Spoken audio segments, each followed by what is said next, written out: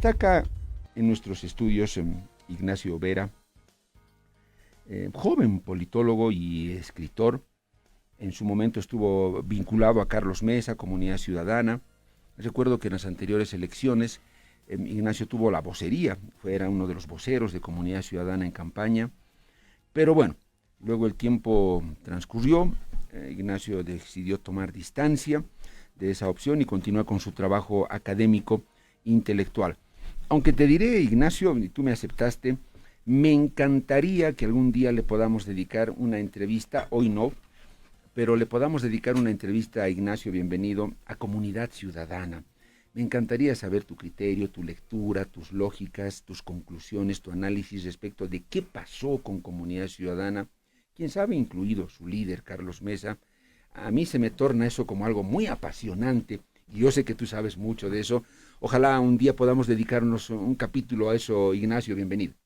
Muchas gracias, querido Pedro. Yo encantado de estar aquí. Y claro, por supuesto, siempre desde una perspectiva académica y sin ninguna mala intención se puede hacer una disección, digamos, de lo que ha sido Comunidad Ciudadana en su momento, como una forma de pedagogía política, ¿no?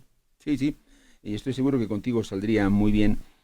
Ignacio, estás acá porque ambos hemos comentado fuera de micrófonos un artículo que tú has publicado recientemente, Ignacio, que podría tornarse incluso, no sé la verdad si utilizar el término polémico, pero tú pones sobre la mesa un tema, Ignacio, que es muy, pero muy delicado respecto de eh, el Estado boliviano como posible, como viable o no.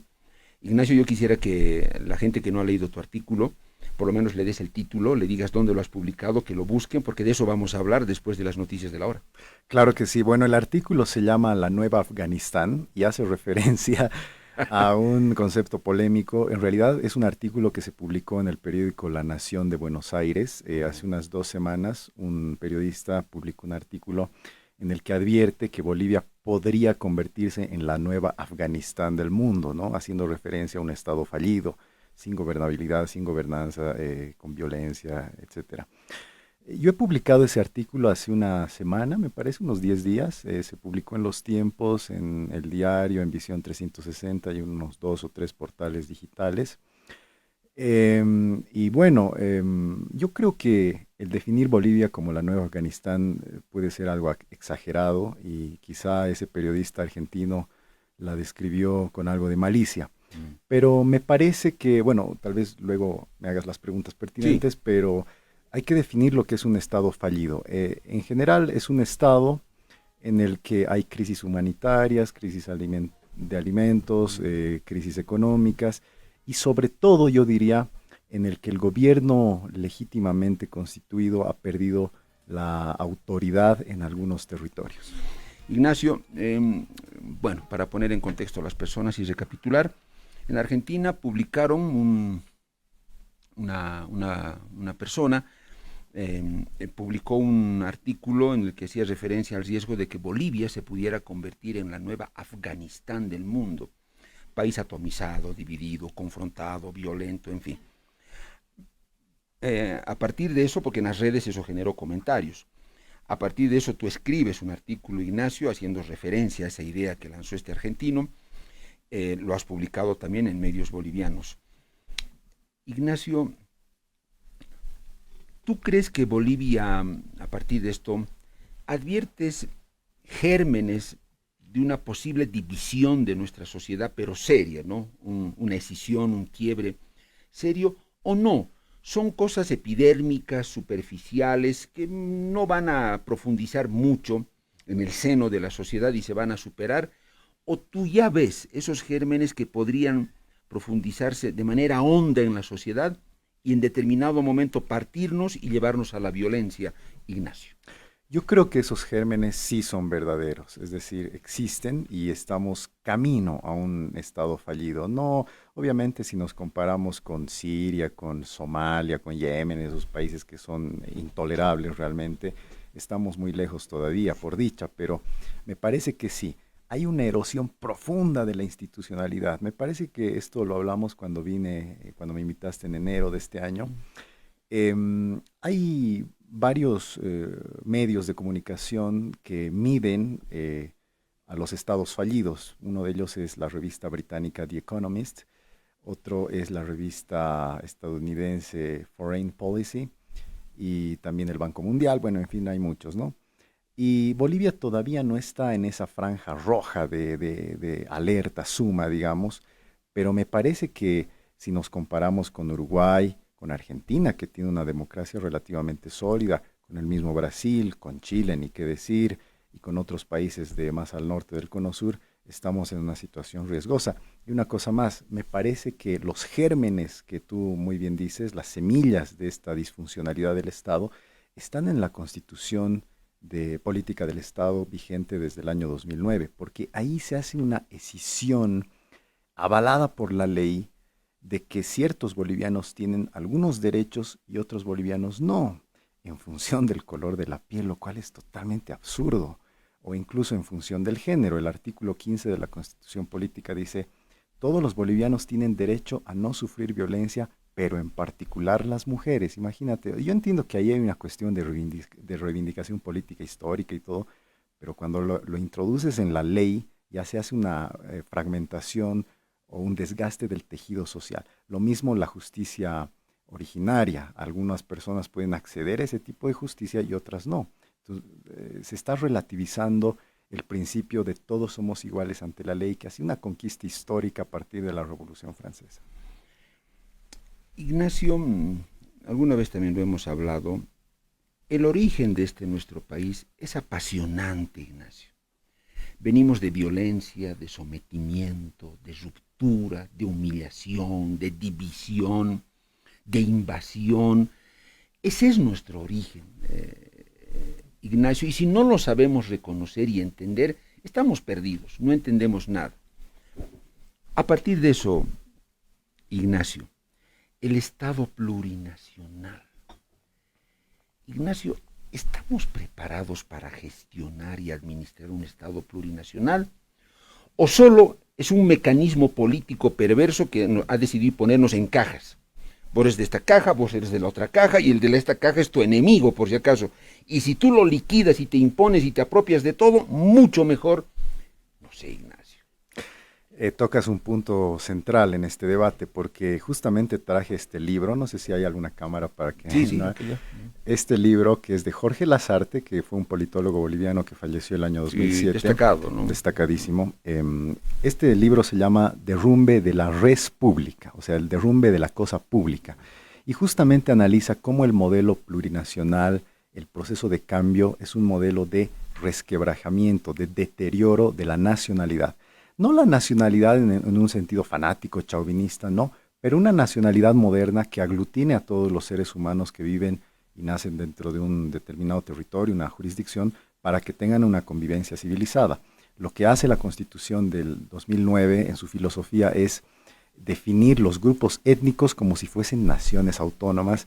Y bueno, está circulando un video en redes sociales del GONI, yo no soy gonista ni muchísimo menos, pero que más o menos es una premonición de lo que está pasando, enfrentamientos de etnia con etnia, de clase con clase, y bueno, esto conduce a lo que podría ser en algún momento un Estado fallido. Ignacio, si bien es cierto que Bolivia es una nación abigarrada, yo no me olvido de algo, Ignacio, y estoy seguro que tú tampoco. A veces me critican porque uso el término indios, y me dicen, ¿pero por qué es despectivo? No, señor, no es despectivo, no. Es solamente para graficar bien la composición de esta sociedad. Sí. Los indios existen, Ignacio, en Bolivia. Son una realidad. Sí. Unos más citadinos, otros menos, más arrinconados en sus áreas, pero existen, son una parte de este país. Y yo siento, Ignacio, que muchos políticos no lo entienden ni quieren entenderlo. El MAS lo ha entendido muy bien, pero en algunos casos lo ha pervertido, ¿no? Lo ha instrumentalizado. Para un fin político. Ignacio, un Estado que tiene esa composición social rica en cultura y todo lo demás, ¿cómo la manejas? O sea, es lo citadino que tiene que absorber a lo urbano y convertirlo en citadino o viceversa. Yo no veo quién tiene la fórmula con un mínimo de sabiduría. Haces una pregunta muy profunda y yo creo que está relacionada con la filosofía política. Yo lo pondría de esta manera. Todos los seres humanos quieren vivir con altos estándares de vida. Todos quieren vivir bien, Sí. quieren tener una propiedad, todos quieren tener una jubilación, quieren dejar una herencia a sus hijos, quieren tener una buena educación, Salud. acceder a un buen sistema de salud. Todos quieren eso, Sí. seas ateo, creyente, Sí, de arriba, sí, de sí. abajo, izquierda, derecha, blanco, azul o negro, lo que sea. Y todas esas cosas se consiguen mejor en sistemas democráticos. En sistemas democráticos como Alemania, todos se van a Alemania, todos se van a Francia, todos se van a Estados Unidos o a Argentina o al Brasil. Los bolis se van a Argentina, Brasil, Estados Unidos o a España. Y todos esos países han adoptado democracias que los izquierdistas llaman liberales, entre comillas. Yo simplemente le digo la democracia, pues la democracia es o no es un sistema de representación política descentralizado, con un órgano ejecutivo, con un órgano judicial, legislativo y electoral. Entonces, a tu pregunta, ¿se puede o no se puede? Se puede, pero tenemos que tener la base de la democracia con un horizonte común, eso es lo que la política llama el bien común, ¿verdad? Si fragmentamos, si nos, arraigamos en nuestros maximalismos convencionales, conservadores, podemos llegar, digamos, a estados de separatismo, guerras civiles, lo que ha pasado en los Balcanes luego de la caída del bloque socialista, por ejemplo, con Bosnia-Herzegovina, lo que pasa todavía en el África subsahariana. Son estados de anomia, son estados en que no se vive bien, pero eso no lo entienden muchas personas. Ignacio nos decía, hablábamos del Estado plurinacional, si es más lo que nos ha dividido o lo que nos ha unido. Ignacio, dicen que el tema no basta en una relación de pareja, y supongo que también para una sociedad, no basta solamente con comprenderse, hay que aceptarse. Sí. Eres distinto a mí, eres distinta a mí, te quiero y voy a hacer lo posible por asimilar el cómo eres. Porque no voy a pretender cambiarte a mi modelo, no como yo quiero, porque a mí tampoco me gustaría que tú me hagas tu modelo, no. Y en la sociedad es lo mismo. Ignacio, con esto de nuestras culturas ancestrales, por las cuales siento un gran respeto y admiración además, tengo mis cuestionamientos. Lo que fue el Incario, barbarie, invasión, sometimiento, no, ha habido de eso. Y que no nos vengan a decir que fue la taza de leche, no. Pero me impacta mucho su convivencia con la naturaleza, su vínculo. Ignacio, en este Estado plurinacional, esos hermanos bolivianos que tienen fe en lo que fue el Incario, el dios Sol, la Pachamama y todo lo demás, lo que fueron sus costumbres, y se aferran a ello, y no quieren tampoco que se destierre absolutamente. ¿Cómo convive una sociedad con ellos y ellos con una sociedad citadina, occidentalizada? Por supuesto que sí, capitalista, moderna, que quiere hacer negocio. ¿Cuál es el puente, Ignacio, que te vincula a ellos para decirles que lo tuyo ya no sirve o sirvió hasta tal lugar y ahora tenemos que escribir la historia del país de otra manera porque el mundo ya ha dado 1000 vueltas? ¿Nos quedamos con lo tuyo? ¿Nos quedamos solo con lo mío? ¿Con tu verdad o la mía? ¿O podemos construir una juntos? No sé, Ignacio. Bueno, podemos poner el ejemplo de la Revolución Cultural China, cuando en esta revolución se trató de eliminar 3000 años de historia con mucha violencia, con muchas muertes, y eso da cuenta de que esas utopías de volver al pasado son sencillamente sanguinarias, destructoras. Entonces, ¿qué podemos hacer? Asimilar el presente y mirar hacia el futuro, en función de una democracia moderna. Claro, que no sea alienante, que no sea, digamos, supresora de los usos, de las costumbres razonables que se pueda mantener en el marco de una sana convivencia, pero aceptando las reglas de la democracia que han nacido en Atenas, que han nacido con los 3 grandes pensadores que son Sócrates, Platón, Aristóteles, Y bueno, lo que ha pasado en el mundo es que desde los años 40 del siglo XX, por una serie de factores socioeconómicos, todos estos históricamente marginados comenzaron a reivindicar todo lo que se les había negado, ¿no? Sin ningún derecho, obviamente. Hay un libro que se llama Los Condenados de la Tierra, que lo publicó Frantz Fanon, que es, digamos, uno de los primeros que levantan la bandera de los oprimidos, y a partir, digamos, en Bolivia existe un Fausto Reinaga que comienza a cuestionar todo este bagaje cultural de la democracia liberal. Y lo que se ve en la Constitución del año 2009, que es lo que preguntabas, es justamente este concepto de la descolonización, que es muy peligroso porque puede ser asumido como una desoccidentalización en el sentido de los valores que nos han llevado hasta ahora. Es decir, los partidos populistas, los líderes populistas de izquierdas que destruyen la democracia, han entrado por la democracia, no hubiesen entrado al gobierno si no hubiese sido ello. Por eso he traído este otro libro, que es de René Antonio Mayorga, que se llama Antipolítica y Neopopulismo, que justamente explica cómo estos partidos populistas que pretenden, entre comillas, profundizar la democracia, terminan destruyéndola. Muy interesante lo que has traído, Ignacio. Eso de volver al pasado puede resultar sanguinario, decías.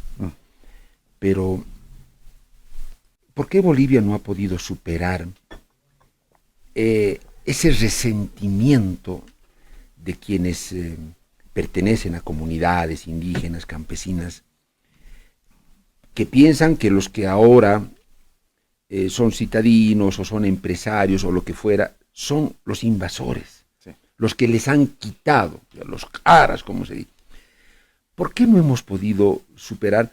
Porque los liderazgos de esos otros sectores populares no han sido honestos, no han sido sanos para plantear las cosas de otra manera, porque es fácil envenenar, ¿no?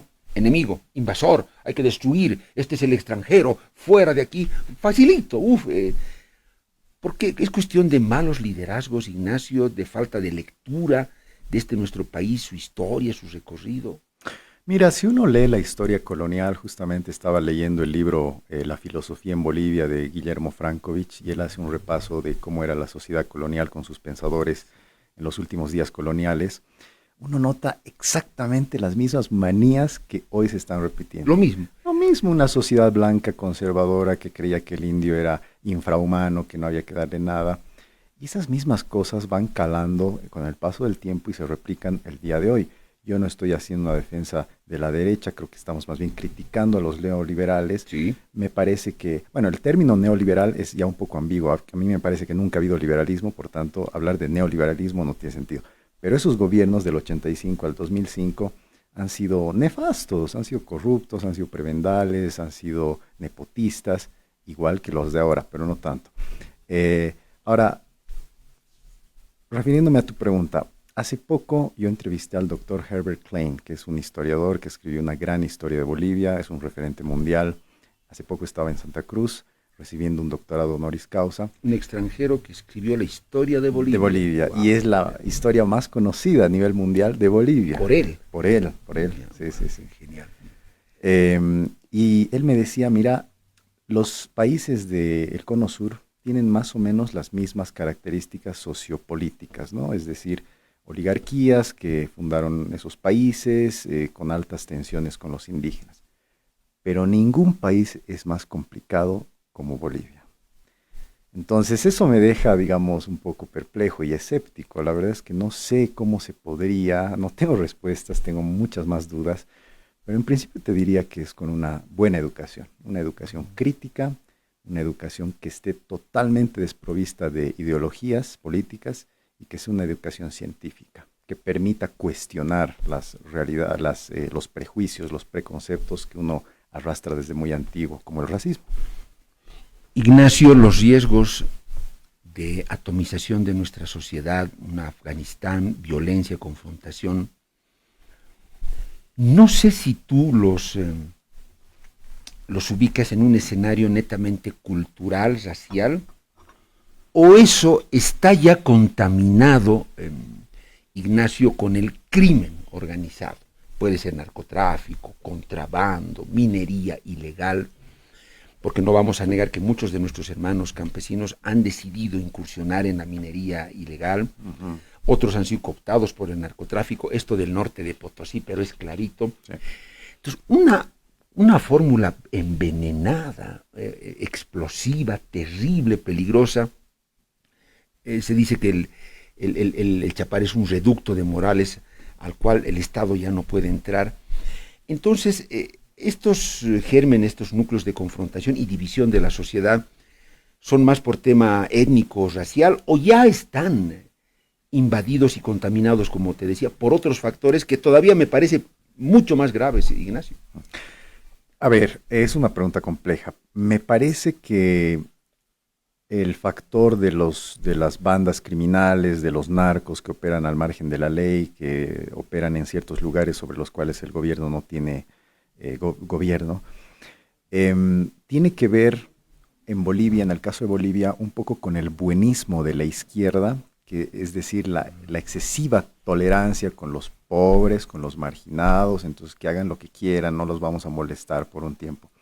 Luego con la negligencia del gobierno y finalmente con la incapacidad del gobierno, porque estos grupos van creciendo, se van armando, se van muniendo y se van organizando. Incluso tú mencionabas la Republiqueta Chapareña de Evo Morales, ahí no ingresa la policía, no ingresan los militares, entonces ese territorio ya no está gobernado por el gobierno de Bolivia. Entonces me parece que va así como increciendo, ¿no? O sea, excesiva tolerancia primero, luego incapacidad y finalmente, luego negligencia y finalmente incapacidad del gobierno.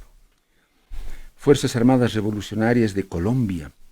En Colombia, cuánta sangre, cuánto dolor, un Pablo Escobar, el narcotráfico y las bandas, el cartel de Cali, Medellín, sangrientos. Sendero Luminoso, Perú, sangriento. Estamos cerca de cosas como Ecuador. Hoy la realidad más patética en este último tiempo, Ecuador, bandas criminales que han comenzado a tomar regiones de Ecuador. Ecuador, que era un país pacífico, a lo que ha llegado y está cerca de nosotros. O este atentado en Colombia, ¿no? Contra el senador. Imagínate, en Ecuador también han matado a candidatos. Bolivia, lejos todavía, ojo, Ignacio, un Sebastián Marcet, entre los 5 narcos más buscados de América en este momento, ya es oficial, vivió casi 2 años en Bolivia. Hizo vida social, traficó, negoció con droga. No sé, pero ¿cuán lejos podemos estar? FARC, Sendero Luminoso, o no, y eso tiene que consolarnos, Ignacio. Es muy difícil medir qué tan cerca estamos, porque puede ser tú una persona pública, un político, estar discursando en alguna plaza y de pronto te disparan, como sucedió en Colombia. Entonces, no sé realmente qué tan cerca, pero de que estamos en el camino, eso es clarísimo. Y los izquierdistas se niegan, dicen, no, nuestra identidad propia, digamos, son ese artículo de La Nación de Argentina, han dicho que es racista, es xenofóbico, puede ser algo exagerado, no digo que no, pero de que hay datos objetivos, de que estamos en el camino hacia un Estado fallido, eso es indudable. Por lo menos te toca el timbre, ¿no?, de tu casa. Claro. Y escuchas, oye, que la pobreza o el abuso del Estado o el abandono del Estado, Ignacio, ¿justifica tomar las armas? No. Sin duda que no justifica. Por muy pobre y abandonado que estés, no. Es que en el momento en el que tú tomas las armas, estás poniendo en riesgo vidas humanas y puedes poner una bomba a un niño y puedes disparar un rifle de alto calibre a un inocente. Tus derechos terminan donde comienzan los míos, ¿verdad? Entonces no tomas las armas, por muy pobre que fueras, pero tienes que estar consciente que has también tomado una decisión, matar. Matar, exactamente. Si tomas armas de fuego, estás dispuesto a matar. Y estás dispuesto a matar a inocentes. Un soldado es inocente, un policía es inocente, no te ha hecho nada. Hay un sistema que hay que cambiar, y ese sistema no se va a cambiar a través de la violencia. Guerrilla. Muchos hablaron, Chapare, sitio, condiciones perfectas. ¿Te parece, Ignacio? O también es muy excesivo, te deja algunas ideas claves, preocupantes, no sé, el Chapare en lo personal, Ignacio. Sí, totalmente, porque se ha difundido hace poco un reportaje, creo que de un medio brasileño, un reportaje audiovisual, documental, en el que se ve que cientos de personas, tal vez miles, tienen pues unas lanzas de palo con escudos, hechizos para defender a Evo Morales, sí. Bueno, saliendo de unas barracas, de unas torres, una cosa... Un medio brasileño eso, sí, ¿verdad? Exacto, ese trabajo. Era un poco de película, digamos. Entonces el Estado, es decir, es inconcebible que la fuerza coercitiva del Estado, es decir, policía y fuerzas armadas, no puedan tener imperio o gobierno en un determinado lugar. Esa ya es una republiqueta. Ahí manda Evo Morales o el evismo. Entonces, por supuesto que sí, eso es inconcebible, no se puede en un Estado. ¿Y si eso dejas crecer? Claro, es un germen, evidente. Eso no se queda así, eso va creciendo. Porque hay intereses económicos, hay intereses políticos y hay mucho resentimiento. Si eso dejas crecer, Ignacio, luego el Estado termina negociando. Con ese otro pseudo-Estado, lo que se le quiera llamar. O sea, y esa es la escalada, ¿no? Claro, y puede ser también un factor para la seguridad regional, ¿no? Eventualmente otros países como Chile, Argentina, Brasil ya dirían, ojo con ellos porque cuidado, ¿no? Cuidado. Y ahí también hay un pretexto para invasiones, para intervenciones, entonces se hace un despelote total. En cadena. En cadena. Y una última cosa que si me permites, y ahora me pongo como abogado del diablo de mí mismo, digamos, este concepto del Estado fallido ha sido muy polémico y ha sido también muy criticado por sectores izquierdistas, tanto así que le han dicho que es un concepto fallido en vez de Estado fallido, ¿no? Valga la redundancia, sí. Por una relación de centro-periferia, ¿no? De las antiguas metrópolis que colonizaban y que los estados fallidos son estados explotados, que no los han dejado desarrollarse, pobres. Bueno, ahí se puede hacer otro tipo de análisis. Pero de que hay datos objetivos que dicen o que dan cuenta de que un estado no está funcionando, es una verdad. Y de que tenemos una democracia aparente, así como el Estado aparente, yo también lo creo. ¿Tú? Totalmente. La democracia tiene criterios de medición, que son o no son. Es como, ¿estás embarazada o no estás embarazada? No hay medio. No basta que un gobierno o un político te diga, somos democráticos, gozamos. No, señores. Hechos, como en el cacho. Lo que se ve, se anota, nada más. Ignacio, qué gusto haber conversado contigo nuevamente. Siempre es agradable las conversaciones. Sí, no, más bien gracias a ti porque es de los pocos espacios en los que se puede hablar sobre temas así más profundos y con algo más de tiempo.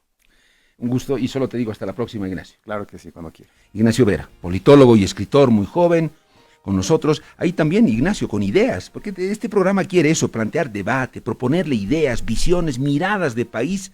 Lo han escuchado Ignacio. Usted tiene conclusiones, le aporta para construir una idea, un criterio suyo, una opinión. Si me dice que sí, me doy por satisfecho.